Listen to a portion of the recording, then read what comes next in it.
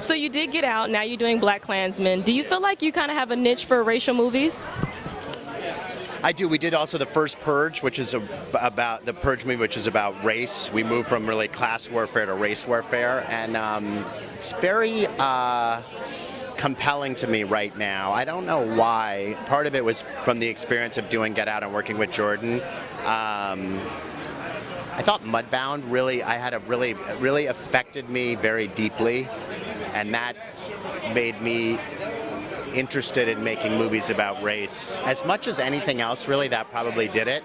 And every time I do it, it's fun and I learn something, so I'm going to continue to do it, and I think it's important to do.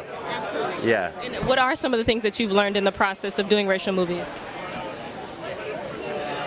How naive it was to think that, this is a cliche, but it's true, how naive it was to think that after Barack Obama, kind of racism wasn't a big deal in the United States.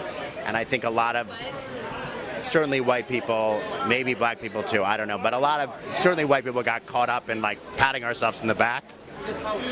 And it was too soon to do that. There's a lot of divide, especially right now in the climate that we're in socially, especially with our current administration. Right. What role do you feel like the white community has to play in order to help build racial relations? In order to help make it better?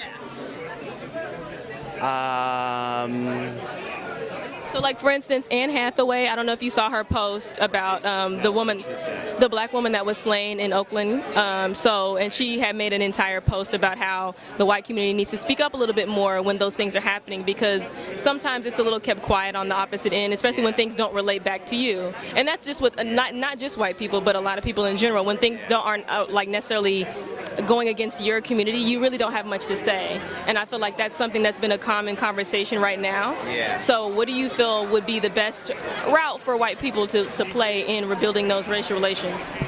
Well, I think that's like the tip of the iceberg.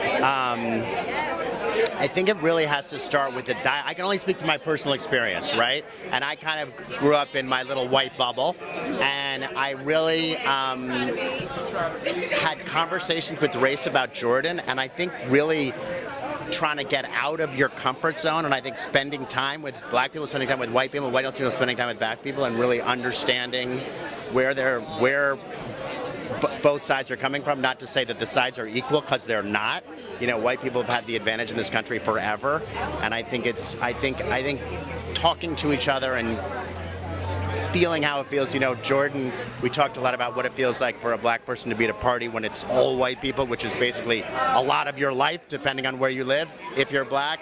And all those things are, when you're white, you don't think about it. And I guess commingling as much as possible would be my answer to your question.